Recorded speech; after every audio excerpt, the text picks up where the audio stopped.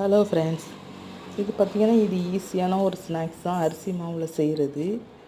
அரிசி மாவு, தேங்காய் பூவு, அப்புறம் வெல்லம் போட்டு செய்கிறது. இது கொஞ்சம் ஈஸியான கம்மியான செலவில் செய்யணும்னா கேக் மாதிரி இருக்கும். ஆனால் அரிசி மாவில் செய்கிறது. நம்ம நல்லா வேக வச்சுட்டு நம்ம பாகு மாதிரி காய்ச்சி வேக வச்சுட்டு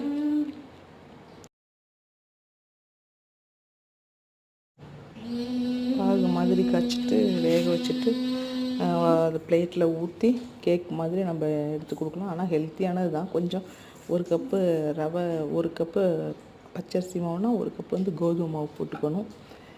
நல்லா தான் இருக்கும் டேஸ்ட்டு. நெய் போட்டு நல்லா வறுத்துட்டு தேங்காய் பூ திருவி வச்சுக்கிட்டு நெய் போட்டு வறுத்துக்கிட்டு ஏலக்காய் இதெல்லாம் போட்டு தண்ணி போட்டு கொதிக்க வச்சுட்டு நல்லாயிருக்கும்.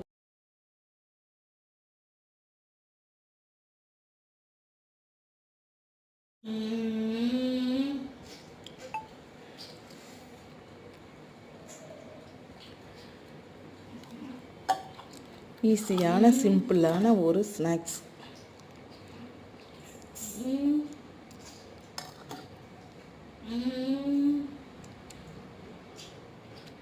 ஏதோ நம்மளால் முடிஞ்சதை செஞ்சு வைக்கணும். பையனுக்கு வந்தோடனே இதை வச்சு கேட்பான் சாப்பிட்றதுக்கு. நல்லது.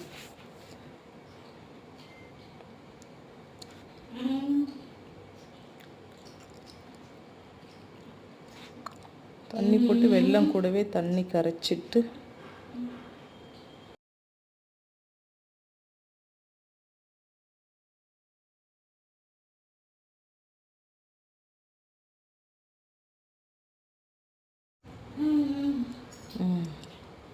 சத்தம் போடாதே. ஏன் சத்தம் போடுற? தண்ணி போட்டுட்டு அப்புறம் லேசாக கொதி வந்தோன்னா வெல்லம் போட்டு அதிலே கரைச்சிக்கிட்டு பத்தலைன்னா கொஞ்சம் நான் வெள்ளை சக்கரை போட்டுக்கிட்டேன்.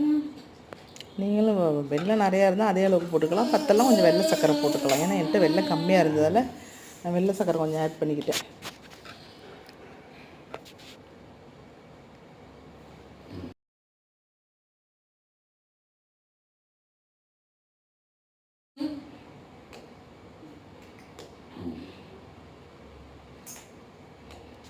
அவ்வளோதான். ரொம்ப ஈஸியாக ஒரு அரை மணி நேரத்தில் சுலபமாக செய்யக்கூடிய ஒரு சாதாரண அரிசி மாவில் செய்கிறது தான்.